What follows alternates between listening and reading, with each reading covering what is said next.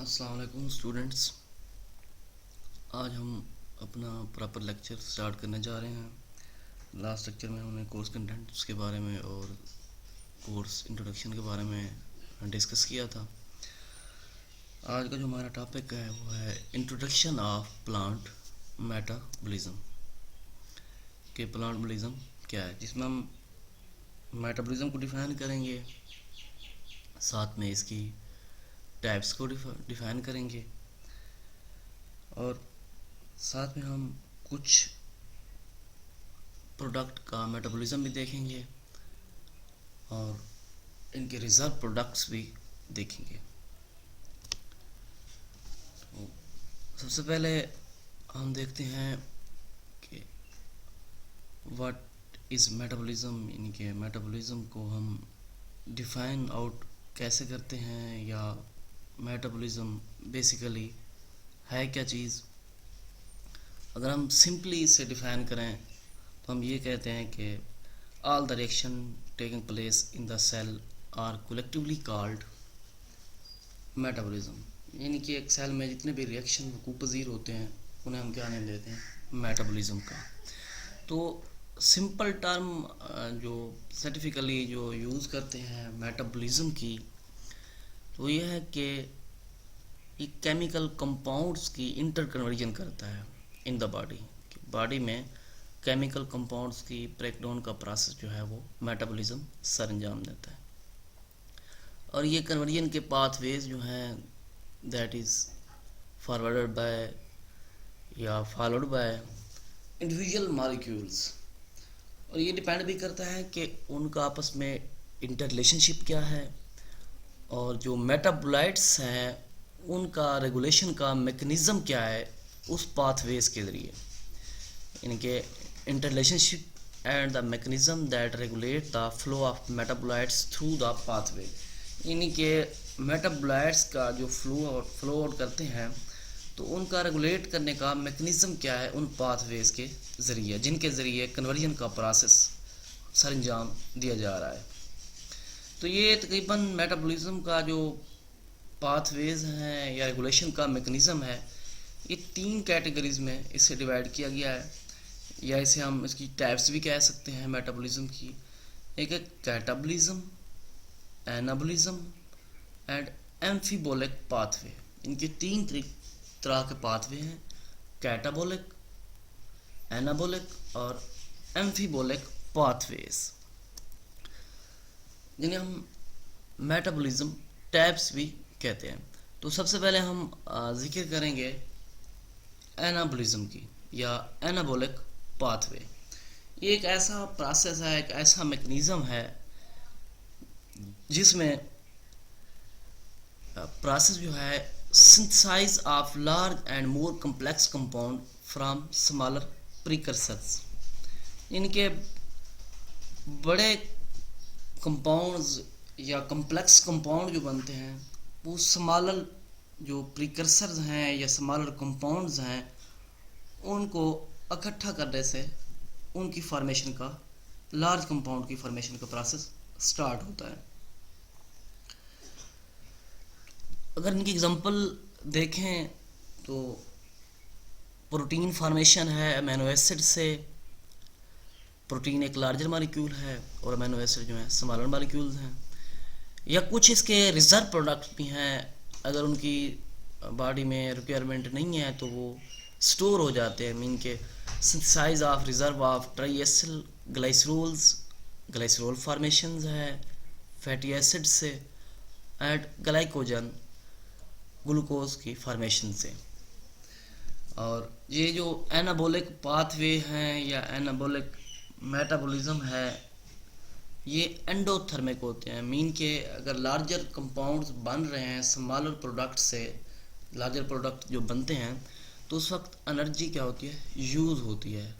तो इसलिए क्या कहते हैं, एंडोथर्मिक रिएक्शन। सेकंड वन जो है catabolic pathway, that are the simple one. ये क्या है कि जो एनाबोलिक पाथवे में लार्जर मॉलिक्यूल्स या लार्ज प्रोडक्ट्स बने हैं उनकी ब्रेक डाउन हो जाए ऑक्सीडेटिव रिएक्शन के ज़रिए वो स्मॉलर प्रोडक्ट्स में कन्वर्ट हो जाएं दोबारा से, उसे क्या कहते हैं, कैटाबोलिक पाथवेज। और ये क्या है, दैट आर द एक्सोथर्मिक्स, मीन के लार्जर मालिक्यूल की जब ब्रेकडाउन होती है स्मॉलर मालिक्यूल में, तब एनर्जी क्या होती है, रिलीज होती है। इस वजह से क्या है, exothermic reactions. Producing reducing equivalents mainly विया रेस्पिरेटरी चैन, इनकी एनर्जी क्या हो रही है, रिलीज हो रही है। थर्ड वन जो पाथवे है वो है एम्फीबोलिक पाथवे। ये जो एम्फीबोलिक पाथवे है, that is the link between catabolic and anabolic pathway, या इसे हम ये भी कह सकते हैं that is the cross road among the anabolic and catabolic pathways. इसकी एग्जांपल की बात करें तो सिट्रिक एसिड साइकिल जो है, जिसे हम क्रेब्स साइकिल भी कहते हैं, वो क्या है, या टीसीए साइकिल भी उसे कहते हैं, उसकी एग्जांपल हैं सिट्रिक एसिड साइकिल, एम्फीबोलिक पाथवेज। अगर हम जनरली मेटाबॉलिज्म की बात करें कि एक ह्यूमन पे जो है उसकी बॉडी रिक्वायरमेंट जो है मेटाबोलाइज कैसे करते हैं, तो तकरीबन एक ऐसा इंसान जिसका वेट 70 किलोग्राम हो, तो उसको तकरीबन पर डे जो उसकी फिजिकल एक्टिविटीज़ पर डिपेंड करता है, तकरीबन 2000 से 3000 किलो कैलोरीज जो है मेटाबॉलिक फ्यूल जो है उसे ज़रूरत पड़ता है। या ऐसा कह लें कि 1920 और 2900 उसकी जो मेटाबॉलिक रिक्वायरमेंट है पर डे मेटाबॉलिक फ्यूल के तौर पर, उसकी जो बॉडी की फिजिकल एक्टिविटीज़ हैं उन पे डिपेंड करता है। लेकिन वेट कितना होना चाहिए, 70 किलोग्राम ह्यूमन बीइंग। अब ये जो मेटाबॉलिक फ्यूल्स है या किलो कैलोरीज हैं, ये एनर्जी रिक्वायरमेंट्स उसकी कहाँ से पूरी होती हैं, ये होती हैं जो उसकी खुराक है। तो खुराक से मीन किस तरीके से, उसके कितने पार्ट्स हैं, किस किस हिस्से से जो उसको ये खुराक मिलती है। कार्बोहाइड्रेट्स जो हैं, उसका जो मील है जो वो खाता है, तो 40 से 60% कार्बोहाइड्रेट्स रिक्वायरमेंट है उसकी। लिपिड्स जो हैं मोस्टली जो है ट्राइग्लिसरोल्स की फॉर्म में 30 to 40% हैं, और जो लास्ट हैं वो हैं प्रोटीन्स तकरीबन 10 to 15% as well as alcohol की फॉर्म। और इनके ये जो पर डे की बॉडी रिक्वायरमेंट जो है, फिजिकल एक्टिविटी जो है, तकरीबन मेटाबॉलिक फ्यूल जो है उनको कांस्टेंट रिक्वायरमेंट होती है। इनके पूरे दिन में उसकी रिक्वायरमेंट वे के ज़रिए चलती है। लेकिन कुछ ऐसे भी हैं जो टोटली डिपेंड करते हैं कि हमने 2 टाइम खाना खाना है या 3 टाइम खाना खाना है, और अपनी जो खुराक है वो जो रिक्वायरमेंट है वो इसी से पूरी करनी है। इनके बजाय इसके कि पूरा दिन आप कभी कोई फ्रूट खा लें, कभी कोई चीज़ खा लें, तो वो ना हो। अगर वो आप ऐसा नहीं करते तो आप टोटली एक मील पे डिपेंड करते हैं कि हमने सुबह दोपहर शाम को खाना खाना है, तो अपनी जो उस वक्त आप यूज़ कर लेते हैं जो आपकी रिक्वायरमेंट है। बाकी जो है नीड टू फार्म रिज़र्व, यानी कि रिज़र्व के तौर पर वो स्टोर हो जाती है, और फिर आपको जब ज़रूरत पड़ती है वो थोड़ी थोड़ी मिकदार में आपकी बॉडी को मिलती रहती है, चाहे वो कार्बोहाइड्रेट्स हैं, लिपिड्स हैं या प्रोटीन्स हैं। अब रिज़र्व की हमने बात की है, तो मेटाबॉलिज्म रिज़र्व कौन कौन से हैं और कहाँ कहाँ होते हैं। तो सबसे पहले जो है कार्बोहाइड्रेट्स है। कार्बोहाइड्रेट्स मीन के ग्लूकोज, ग्लाइकोजन कहाँ पे मौजूद है, लिवर और मसल्स में। सेकंड वन जो है लिपिड्स, हमने पीछे भी पढ़ा है कि ट्राइएसिलग्लाइसरोल्स कहाँ पे मौजूद हैं, एडिपोज टिश्यूज़ में। थर्ड वन जो आ जाती हैं लेबील प्रोटीन्स, ये प्रोटीन जो है स्केलेटन मसल्स में। लेबेल प्रोटीन्स रिजर्व हैं क्या, that is basically based on the relatively slow establishment of new equilibrium in the rate of nitrogen excretion after abrupt change in the diet supply। यानी कि किसी किस्म की जो डाइट सप्लाई में कोई तब्दीली आती है तो उसके साथ जो इक्विलिब्रियम मेंटेन किया जाता है उन्हें क्या कहते हैं, लेबेल प्रोटीन्स। अब मोस्टली आप देखते भी हैं, ऑब्जर्व भी करते हैं कि अगर कोई बंदा आपके इर्द गिर्द सराउंडिंग में आप देखते हैं, आपके दोस्त भी होंगे, तो मेटाबॉलिक फ्यूल की रिक्वायरमेंट हर बंदे की डिफरेंट होती हैं, क्योंकि it's depend upon energy expenditure. कि अगर एक बंदा काम कर रहा है उसको ज़्यादा ज़रूरत पड़ती है, और एक बंदा सारा दिन फारग बैठा रहता है, उसको कोई काम भी नहीं है, तो उस बजाय उसको उसको क्या होगी, कम ज़रूरत पड़ेगी। If the intake of metabolic fuel is constantly greater than energy expenditure. अब सरप्लस इज ये जो प्रोडक्ट्स हैं स्टोर होते हैं, इनकी अगर ज़रूरत है तो उस वक्त ये यूज़ हो जाएंगे, अगर नहीं है तो उस वक्त क्या हो जाएंगे, ये स्टोर हो जाएंगे। लार्जली ट्राईएसल ग्लाइकोलिन के लिपिड जो है एडिपेज टिश्यूज में स्टोर होते हैं। अब जब ये स्टोर होते हैं, मीन के ज़रूरत से ज़्यादा आप खा लेते हैं और आपकी बॉडी को ज़रूरत भी नहीं है, मीन के स्टोर भी जितना आपने किया है उससे भी कहीं ज़्यादा आपको कम ज़रूरत है, तो बाकी जो रिमेनिंग है वो फिर आपको मुख्तलिफ़ किस्म की बीमारियों में जो है मुब्तला कर देते हैं। मीन के जहाँ leading to development of obesity. Obesity क्या है, मोटापा जिसे कहते हैं। तो ये भी एक फालतू किस्म की बीमारी बंदा खुद अपने गले में डाल लेता है। सेकंड ये कि मेटाबॉलिक फ्यूल्स अगर लोअर देन एनर्जी एक्सपेंडिचर, यानी कि reserve of fats, carbohydrates, amino acids, ये जितने भी हैं इनका मकसद क्या है, एनर्जी यील्डिंग मेटाबॉलिज्म, यानी कि एनर्जी के तौर पर हम इन्हें यूज़ कर रहे हैं, इनके स्टोर कर रहे हैं।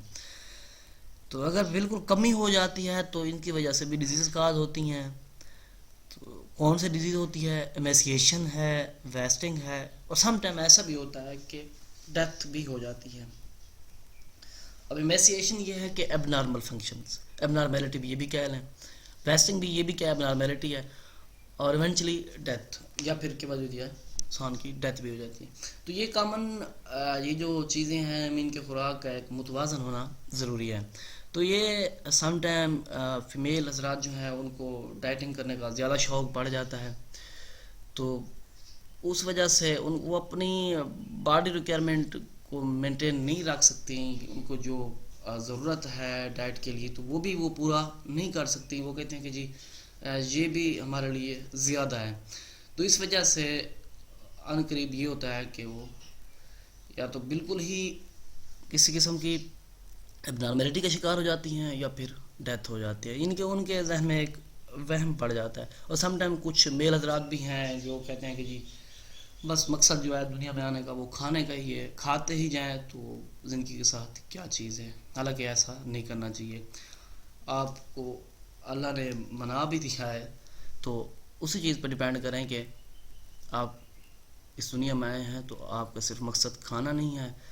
ये सब चीज़ें जो है वो एक मेटाबॉलिज्म रिज़र्व जो है इनके साथ भी तवाज़न होना चाहिए, और अदर एक्टिविटीज़ जो हैं वो भी आप उन्हीं तरीके से यूज़ करें ताकि आप एक अपने आप को फिट रख सकें। अब देखते हैं कार्बोहाइड्रेट्स मेटाबॉलिज्म क्या है। कार्बोहाइड्रेट्स मीन की ग्लूकोज। ग्लूकोज जो है मेजर फ्यूल है मोस्टली टिश्यूज़ का बॉडी के। अब जब ये मेटाबोलाइज होता है in the process of glycolysis, तो पैरोवेट में एरोबिकली, और अगर एनरोबिकली होगा तो लैक्टेट फॉर्मेशन, इनके by the pathway of glycolysis which further get reduced to acetyl coenzyme A. acetyl coenzyme A जो है that is the beginning point of citric acid cycle या TCA cycle या Krebs cycle।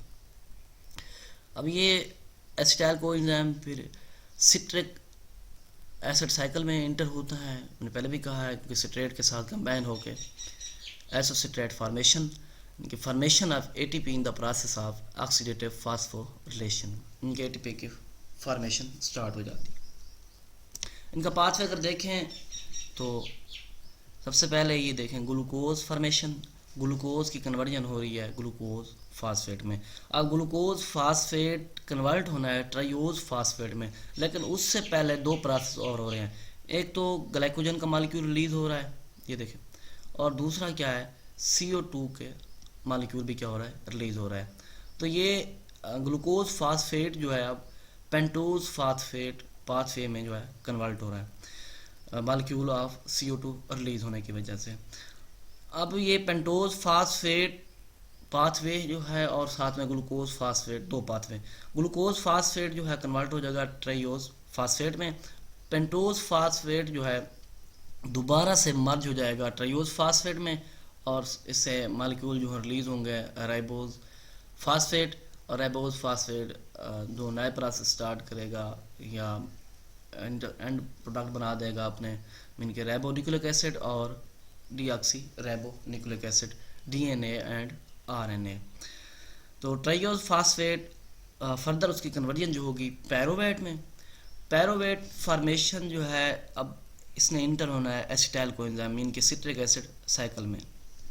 तो उससे पहले ये during एनरोबिकली ये लैक्टेट फार्मेशन और एक CO2 का मॉलिक्यूल यहाँ भी रिलीज हो जाएगा और ये कन्वर्ट हो जाएगा acetyl coenzyme A. Acetyl coenzyme A में कन्वर्ट होने से पहले इसमें से एक अमीनो एसिड भी क्या हो जाएगा, रिलीज हो जाएगा। अब एसिटाइल कोएंजाइम फॉर्मेशन जब हुई है तो यहाँ से फैटी एसिड का मॉलिक्यूल भी क्या हो जाएगा, रिमूव हो जाएगा। और कोलेस्ट्रॉल ड्यूरिंग कोलेस्ट्रोजेनेसिस तो कोलेस्ट्रॉल का मॉलिक्यूल भी क्या हो रहा है, रिलीज हो रहा है और ये कन्वर्ट हो रहा है सिट्रिक एसिड साइकिल में। और जो अमीनो एसिड पायरोवेट से रिलीज हुआ था वो प्रोटीन से दोबारा ये सिट्रिक एसिड साइकिल से भी एक अमीनो एसिड रिलीज होकर दोनों क्या बना देंगे, प्रोटीन। यानी कि हम पीछे भी पढ़ रहे हैं जैसे कि प्रोटीन क्या है, एक लार्ज मॉलिक्यूल है, अमीनो एसिड क्या है, स्मॉल मॉलिक्यूल्स हैं। इनके formation of proteins from smaller products. और सिट्रिक एसिड साइकिल से क्या है, कार्बन डाइऑक्साइड का मॉलिक्यूल क्या हो जाएंगे, रिमूव हो जाएंगे। और ये वाला जो प्रोसेस है यहाँ से यहाँ तक, इस प्रोसेस कहते हैं ट्राइएसिल ग्लाइसरोल्स, यानी कि फैटी एसिड फॉर्मेशन जो है या बीटा ऑक्सीडेशन का प्रोसेस जो है। नेक्स्ट जो है हमारा लिपिड मेटाबॉलिज्म है। इसमें यह है कि जो क्रेब्स साइकिल में एसिटाइल कोएंजाइम फॉर्मेशन स्टार्ट हुई है कोएंजाइम ए, तो बीटा ऑक्सीडेशन के ज़रिए ये 3 ऑक्सीडेशन का प्रोसेस जब होगा तो ये 3 प्रोडक्ट्स में कन्वर्ट होगा। चांस है जो इसका या तो फिर ऑक्सीडाइज व सिट्रिक एसिड साइकिल या फिर सिंथेसाइज ऑफ कोलेस्ट्रॉल या फिर स्टीरॉइड्स। दूसरी बात ये होती है कि लिवर सेल्स में ये जो है use to for ketone bodies या फिर ऑक्साल एसीटेट या फिर 3 हाइड्रोक्सी ब्यूटारेट। ये कीटोन बॉडीज़ या एसीटो एसीटेट या हाइड्रोक्सी ब्यूटारेट ये फ्यूल के तौर पर यूज़ हो रहे हैं। That are the important fuel इनके प्रोलॉन्ग फास्टिंग यानी कि आपको अगर भूख लगी हुई है काफ़ी देर तक तब आपकी बॉडी इन्हीं चीज़ों को क्या करेगी, यूज़ करेगी। या आप रोज़े में होते तब भी आपके ये चीज़ें जो प्रोलॉन्ग फास्टिंग वगैरह मीन के आप कुछ अर्से के लिए कुछ वक्त के लिए आप खुराक आपको नहीं मिलती किसी वजह की वजह से, तो आपकी बॉडी तब इनको क्या करेगी, यूज़ करेगी एज ए इम्पॉर्टेंट फ्यूल के तौर पर ख़ुद को जो बॉडी की एक्टिविटीज़ हैं उनको रेगुलर बनाने के लिए। अगर इनका पाथवे देखें तो इसमें सबसे पहले ट्राइएसिल ग्लाइसरोल जो लिपिड मेटाबॉलिज्म का पाथवे है, तो लिपोलाइसिस फैटी एसिड, इसके साथ ही एस्टरिफिकेशन और फैटी एसिड से दोबारा देखें एस्टरिफिकेशन का प्रोसेस दोबारा ट्राइएसिल ग्लाइसरोल्स और फैटी एसिड देखें फॉर्मेशन जो है फैटी एसिड में बीटा ऑक्सीडेशन से ये क्या बना देगा, acetyl coenzyme. Acetyl coenzyme during the process of lipogenesis दोबारा कन्वर्ट हो जाएगा फैटी एसिड में।